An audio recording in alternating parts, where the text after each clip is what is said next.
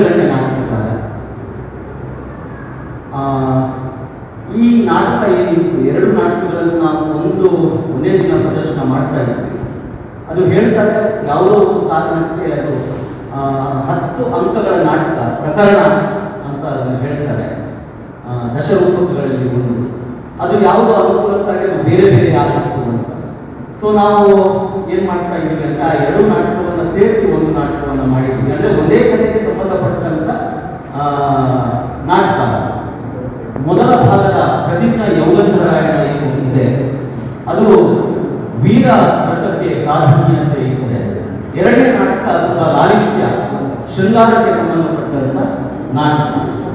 ಇದು ಈ ನಾಟಕದ ಕಥಾವಸ್ತುವನ್ನು ಭಾಸ